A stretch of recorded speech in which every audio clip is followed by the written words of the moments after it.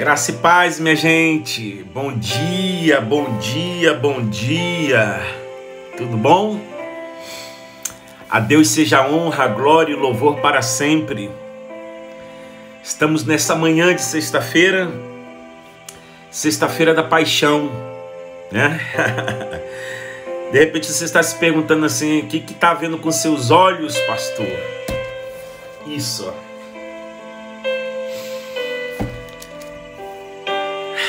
Estava estudando aqui, meditando na passagem das Escrituras. E eu sou desses aqui, ó. Não sei se vai dar para vocês verem aqui. Estudando para domingo.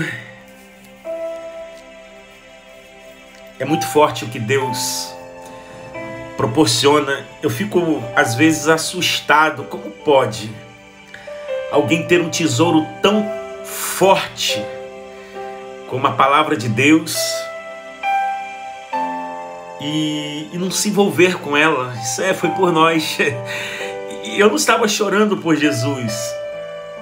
Na verdade, eu estava muito grato, porque foi numa sexta-feira como essa. Numa sexta-feira, numa manhã de sexta como essa,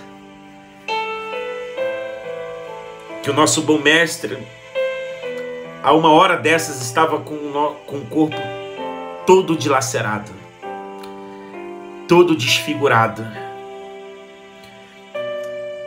tendo sobre a sua cabeça uma coroa de espinhos, suas costas completamente rasgadas de alto a baixo, seu rosto cuspido, suas barbas puxadas. E pelo cumprimento da palavra que diz que ele estava ali, se entregou como uma ovelha muda, que não se queixou de nada, porque ele sabia que aquilo ali fazia parte do plano da redenção. Era necessário. E como homem ele sabia que seria difícil, porque no jardim do Getsemane ele ora, ele chora, e ele roga ao Pai dizendo: Pai, se possível, passa de mim esse cálice. Não sei se vou suportar, não sei se o meu corpo vai suportar. Passa de mim esse cálice, mas contudo seja feita a sua vontade. É como se ele estivesse dizendo: vai doer, mas seja feita a sua vontade. Vai ser horrendo, mas seja feita a sua vontade. E talvez vai ser mais doloroso ver que Pedro me negou 3 vezes. Que Mateus, Marcos, Filipe, Bartolomeu, Judas Tadeu, Mateus não estão mais ali porque eles dispersam. A palavra disse: ferirei o pastor e as ovelhas se dispersarão. Vai ser difícil saber que... Cadê o Bartimeu que eu curei? Os leprosos que eu sarei? Os coxos que eu levantei? Os mudos que eu toquei? E ele teve que passar por tudo aquilo ali sozinho, literalmente. Numa sexta-feira como essa, o nosso bom mestre, o nosso bom mestre da Galileia, numa manhã como essa, estava sendo colocado perante uma multidão ensandecida, porque talvez, óbvio, por hipocrisia, mas talvez para ter a simpatia de alguns, era costume de na Páscoa soltar um bandido. Pastor Júnior, bom dia. E ali estão diante da multidão Jesus completamente moído, e Barrabás, um bandido, meliante. E agora o grito é dado: a quem vocês querem que soltemos? E a quem vocês querem que crucifiquemos? E aquela multidão que dias atrás estava estendendo palmeiras pela rua de Jerusalém, arrancando de sobre si os mantos e estendendo no chão, quando Jesus, montado num jumentinho, entrava pela cidade e eles gritavam: Hosana! Hosana aquele que vem em nome do Senhor, Hosana ao Rei. Mas essa multidão agora está gritando: crucifica-o.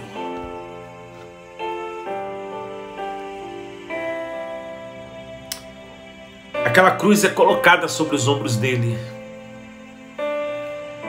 Uma cruz pesada, muito pesada. A canção antiga diz que ela não era pesada porque era de madeira, mas ela era pesada porque ali estavam os nossos pecados. O castigo que nos traz a paz estava sobre ele, e sobre as suas pisaduras fomos sarados. A via dolorosa começa. A cruz pesada sobre os seus ombros, o patíbulo. E lá vai ele, o Filho de Deus.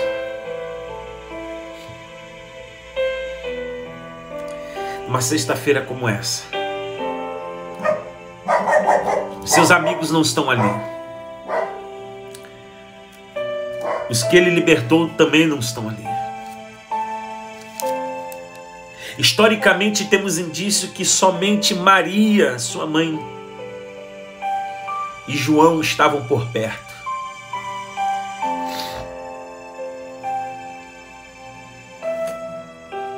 E ele vai caminhando até não suportar mais, até que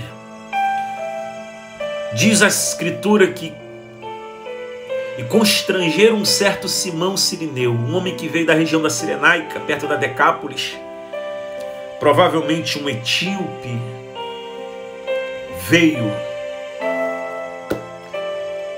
Ele estava indo para a festa da Páscoa, como era costume, na esperança de receber uma gota daquele sangue, daquele cordeiro que seria sacrificado, porque se pelo menos uma gota daquele sangue respingasse nas suas vestes, ele teria a sensação: os meus pecados estão perdoados. Mas agora os soldados romanos constrangem ele a levar a cruz de Cristo, aquela madeira que estava completamente banhada do Cordeiro de Deus, que tira o pecado do mundo. Simão vai ajudar Jesus. Simão nunca pediu nada para Jesus. E é ele que está ali. A Bíblia vai nos ensinar que às vezes quem vai aparecer nos momentos mais necessários da nossa vida é alguém que nós nunca estendemos as mãos. É como se Deus estivesse te dizendo uma mensagem ali: olha, eu vou te enviar um socorro de longe, porque Simão veio de longe. É como se o próprio Deus estava dizendo assim: assim como de longe está vindo a ajuda para o meu filho, de longe virá ajuda para a igreja, enviarei o Consolador para que esteja convosco. Eles sobem a via dolorosa, agora é uma subida, do meio para frente. Jesus está ali se arrastando, reunindo forças. Ele sabe que é necessário chegar até o fim por amor. Ele precisa terminar aquilo por amor. Ele precisa terminar aquilo.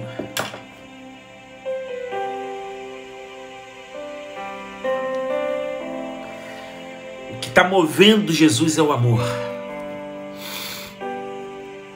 Ele está reunindo forças do amor. Ele está se refazendo através do amor. E quantas vezes nós fazemos tanto corpo mole, gente, para tentar devolver uma partícula, mínima que seja, desse amor que Ele demonstrou por nós. E nós, eu estou falando de mim, muitas vezes não somos capazes de devolver uma partícula desse amor.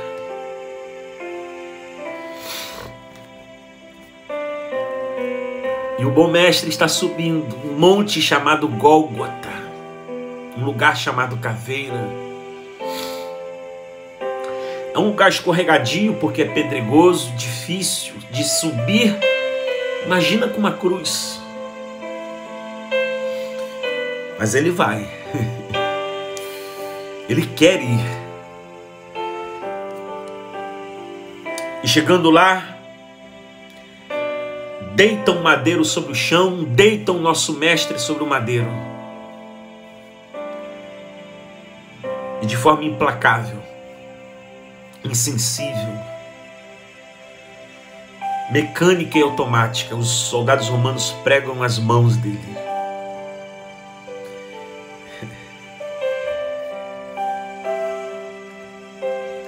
O que aquelas mãos fizeram para sofrer tanto?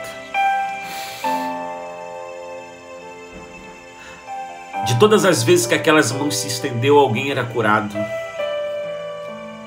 alguém ressuscitava. Todas as vezes que aquelas mãos entraram em cena era para multiplicar pão, peixe, para dizer: Talita, come, menina, levanta, para dizer ao coxo que jazia 38 anos: levanta, para tocar os olhos do cego de nascença, para tocar os ouvidos do surdo mudo.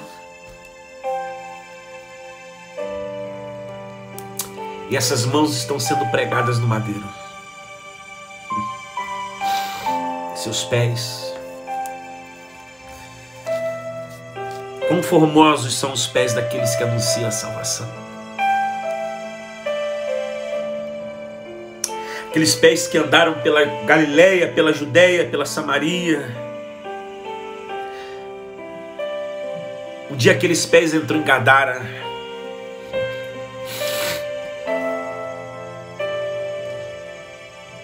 Onde o moço estava possesso por demônios. A Bíblia diz que esse moço, ele andava nu no meio dos sepulcros, se ferindo. E não haviam correntes que pudessem prendê-lo, porque todas as vezes que prendiam ele com as correntes, o espírito que possuía ele arrebentava as correntes. Mas quando Jesus, aqueles pés, tocou Gadara,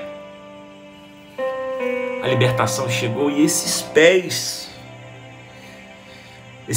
que um dia passou na porta de Naim e tocou o esquife onde aquela viúva estava enterrando o seu único filho, e ele devolveu o seu filho à sua mãe.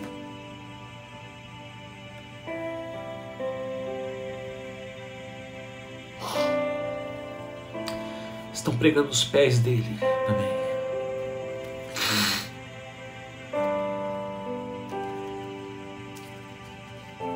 Tudo por nós. Por mim, por você. Por você que de repente está me assistindo e diz: eu não quero saber de igreja. Não quero saber de Bíblia, eu não quero saber. Foi por você. A cruz é erguida entre dois ladrões.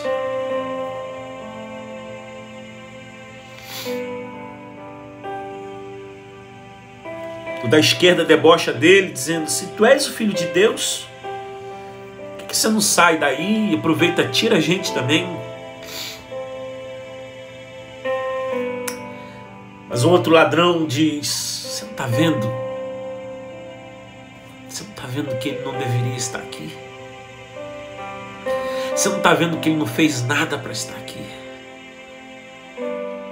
Será que você não entende que esse aqui não é o lugar dele?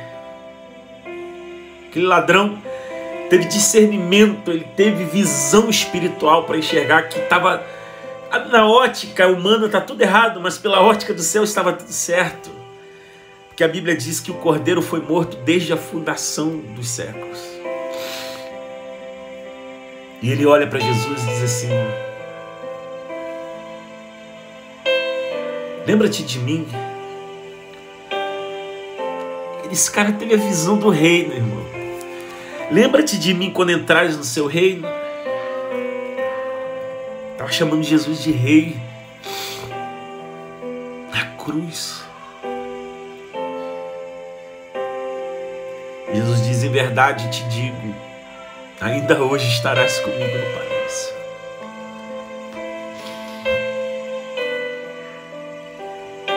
A agonia da cruz para um crucificado demorava às vezes 2, 3 dias. Mas Jesus não estava ali como um espetáculo para Roma, não. Isso o Pai não ia deixar. Jesus não estava ali como um fantoche para que Roma pudesse zombar dele, nem tanto. E o Pai então vai abreviar aquele tempo. E agora já são perto das 3 da tarde.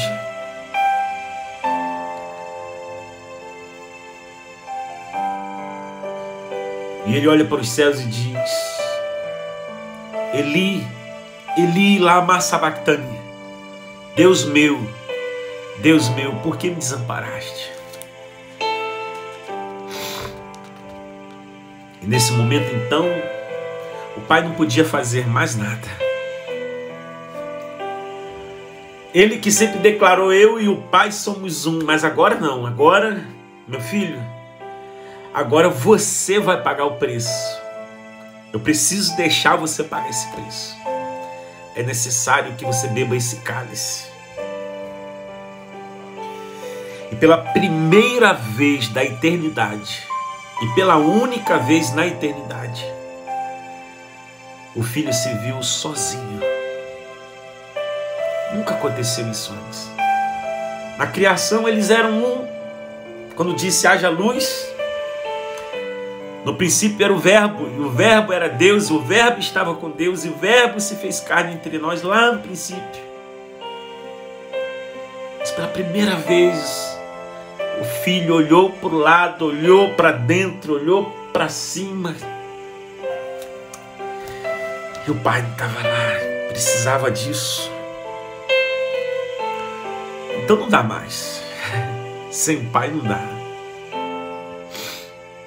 Não faz sentido sem Pai. E como a morte não podia matá-lo, porque ele não tinha pecado, o salário do pecado é a morte, então ele entrega. E diz: tetelestai. Está consumado. Expirando. Esse sopro faz com que algo saia de dentro dele para inundar. 50 dias depois, esse sopro se torna um vento impetuoso e o Espírito enche todos que estavam na casa. Era necessário. Era necessário. E entregando o seu Espírito, o céu se enegrece.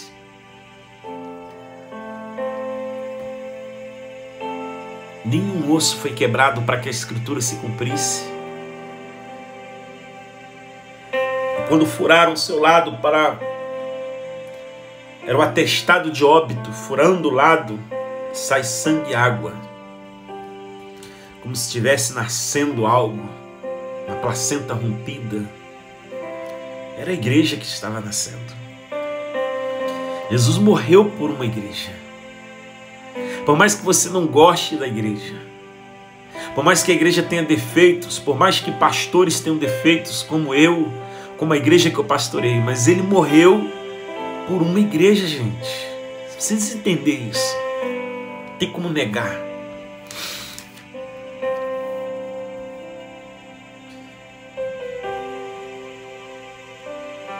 Então vem José de Arimateia, Nicodemos, arrancam o corpo da cruz. envolvem lençóis finos de linho e colocaram num sepulcro escavado em rochas em frente a um jardim, o sepulcro virgem de José de Arimateia, um senador. Enrolaram uma grande pedra. E essa foi a sexta-feira da paixão. Que hoje nós possamos refletir, muito mais do que uma refeição de peixes, de pães, de canjicas, nada contra, nós possamos nos lembrar de que foi numa sexta-feira como essa que o nosso rei se entregou em meu e em seu lugar. Tá bom? No domingo a gente termina essa história, tá? Essa live não vai ficar salva aqui, gente. Mas esse vídeo eu vou subir lá no meu YouTube. Se você quer que alguém que você ama assista esse vídeo, daqui a um pouquinho esse vídeo vai estar lá no YouTube, Maurição. E você vai poder assistir esse vídeo juntamente, mais uma vez, junto com quem você ama, marcar o seu amigo lá. Que Deus abençoe sua vida. Domingo às 9 e às 11. É domingo da ressurreição, é domingo da Páscoa. E nós vamos falar o que é que aconteceu no sábado de silêncio e no domingo da ressurreição. Você não pode ficar de fora. Se você ainda não fez sua inscrição, os links para o culto das 9 e para o culto das 11 estão disponíveis lá nos nossos grupos de WhatsApp dos membros da igreja. É só você clicar lá no link das 9 ou das 11. E não tem como falar da cruz e ficar indiferente, tá? Eu estava aqui no meu momento estudando, eu não ia gravar esse vídeo, não ia gravar, mas eu falei, cara, isso aqui é tão bom que não pode ficar só no meu quarto, não é verdade? Então tamo junto. Daqui a pouquinho esse vídeo vai estar lá no Leandro Reis TV, no meu canal do YouTube, tá bom, gente? Excelente sexta-feira para vocês. Deus abençoe. Em nome de Jesus.